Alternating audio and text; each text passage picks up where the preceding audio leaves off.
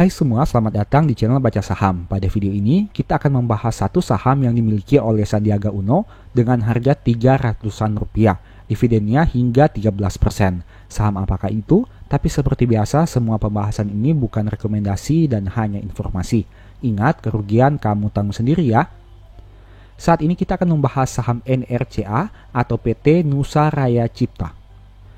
Nah, teman-teman bisa lihat di sini bahwa PT Saratoga Investama Sedaya yang kepemilikannya juga dimiliki oleh Pak Sandiaga Uno punya porsi kepemilikan 6,97% atas saham NRCA ini.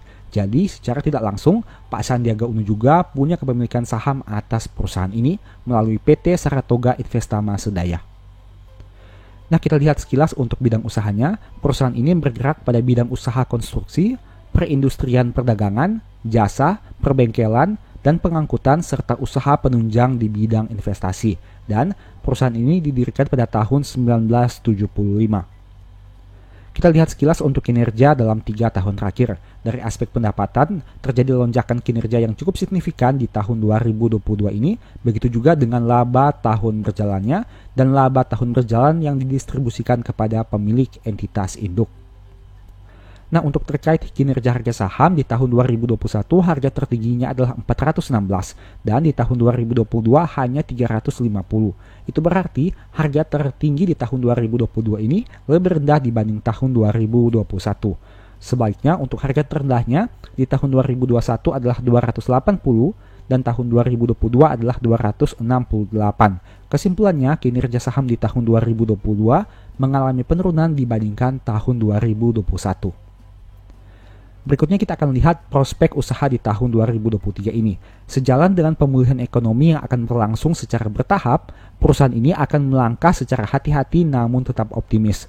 Perusahaan akan terus berkomitmen untuk berkarya di bidang konstruksi dengan tetap menjaga kualitas dan kuantitas terhadap proyek yang berjalan maupun yang sudah selesai. Dan kita akan lihat saja apakah terjadi peningkatan kinerja di tahun 2023 atau tidak. Kemudian dari aspek probabilitasnya bisa teman-teman lihat di sini saham NRCA ini cenderung naik di bulan Juli dengan probabilitas 67%. Dan sejak tahun 2014 hingga 2023 probabilitas kenaikannya hanya 50% saja. Kemudian kita akan bahas laporan keuangan per 31 Maret yang disajikan dalam rupiah penuh. Pertama, total asetnya yang mencapai 2,3 triliun yang sedikit berkurang dibandingkan tahun 2022. Bisa teman-teman lihat di sini mayoritasnya berasal dari saldo kas sebanyak 724 miliar yang mengalami peningkatan. Ada juga tagihan bruto kepada pemberi kerja pihak ketiga sebanyak 614 miliar rupiah yang mengalami penurunan dibandingkan tahun sebelumnya. Kita lihat detail untuk tagihan bruto kepada pihak pemberi kerja. Nah, bisa teman-teman lihat di sini mayoritas berasal dari wilayah Jakarta sebanyak 561 miliar rupiah. Tapi menariknya cadangan kerugian penurunan nilainya tidak mengalami perubahan baik itu naik ataupun turun dibandingkan tahun 2022. Hal itu bisa menyimpulkan bahwa perusahaan ini punya optimis yang baik terhadap kolektabilitas tagihan bruto kepada pihak pemberi kerjanya. Berikutnya dari aspek liabilitas dengan jumlah 1 triliun rupiah yang juga mengalami sedikit penurunan dibandingkan tahun 2022. Nah, jika teman-teman bandingkan saldo kasnya dengan liabilitas perusahaan, perusahaan ini masih butuh sumber dana yang lain apabila ingin melunasi seluruh hutangnya. Mayoritas liabilitas berasal dari hutang usaha kepada pihak ketiga sebanyak 473 miliar rupiah. Ada juga uang muka dari pelanggan pihak ketiga sebanyak 300 miliar rupiah. Nah, ini merupakan detail dari hutang usaha yang dimiliki oleh perusahaan berdasarkan kategori pemasoknya dengan nominal 473 miliar rupiah. Yang mana mayoritas berasal dari PT Krakatau sebanyak 21,1 miliar dan ada juga PT Adimix sebanyak 17 miliar rupiah. Kemudian berdasarkan umur hutang usahanya, mayoritas belum akan jatuh tempo dengan nominal 350 miliar dan memiliki total dengan nominal 473 miliar rupiah.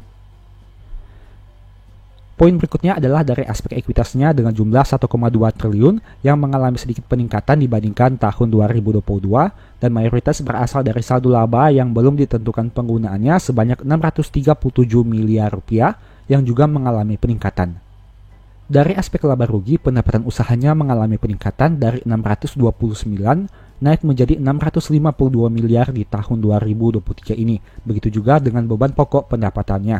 Nah, tapi untuk laba brutonya mengalami sedikit penurunan dari 72,3 menjadi 72,2 di tahun 2023 ini. Hal itu disebabkan karena kenaikan beban pokok pendapatannya lebih besar dibandingkan kenaikan pendapatan perusahaan ini. Kita lihat detail dari pendapatan usaha yang ternyata mayoritas berasal dari jasa konstruksi sebanyak 650 miliar rupiah. Nah, ini merupakan detail dari transaksi pendapatan kepada satu pelanggan dengan jumlah kumulatif melebihi 10%. Ada dua perusahaan yaitu PT Fortuna dan PT Jaya Bumi Cakrawala. Kemudian untuk detail dari beban pokok pendapatannya, mayoritas juga berasal dari jasa konstruksi yang mengalami peningkatan dibandingkan tahun 2022. Kita lihat dampaknya terhadap laba periode berjalan. Laba perusahaan turun dari 32,9 menjadi 28,8 miliar di tahun 2022 ini. Kemudian dari aspek historical EPS perusahaan diproyeksikan mengalami peningkatan dibandingkan tahun 2022 jika disetahunkan. Tapi sayangnya pada Q1 malah mengalami penurunan. Kita lihat saja realisasinya akan seperti apa hingga Q4 tahun 2023 ini. Untuk aspek dividen, saham ini konsisten membagi dividen setiap tahun setidaknya sejak tahun 2019 hingga 2023. Yieldnya sekitar 13,2% per 6,8 dengan PBV 0,6 kali. Yang berarti dengan modal 493 saham ini dijual lebih murah dengan angka Rp318. NPM 4,4 dengan ROE 9,3%, angka profitabilitas yang tidak terlalu menarik. Dan DER-nya juga sudah cukup tinggi dengan angka 88%. Untuk kinerja harga saham dalam 5 tahun terakhir masih turun 21%, sempat di 510 tapi sempat juga di 226. Terkait historical PBV, rata-rata 3 tahun terakhir adalah 0,65 kali dan saat video ini dibuat diperdagangkan pada rata-rata PBV-nya. Dulu sempat di atas 0,75 kali, tapi sempat juga turun di bawah 0,61 kali. Itu merupakan pembahasan singkat saham NRCA. Selalu ingat bahwa video ini bukan rekomendasi dan hanya edukasi. Segala risiko kerugian menjadi tanggung jawab kamu sendiri. Sebagai informasi, berikut ini beberapa list ebook baca saham. Yang pertama adalah strategi nabung saham yang fokus kepada metode nabung saham. Yang kedua adalah The Stock Market yang fokus kepada analisa fundamental dan money management.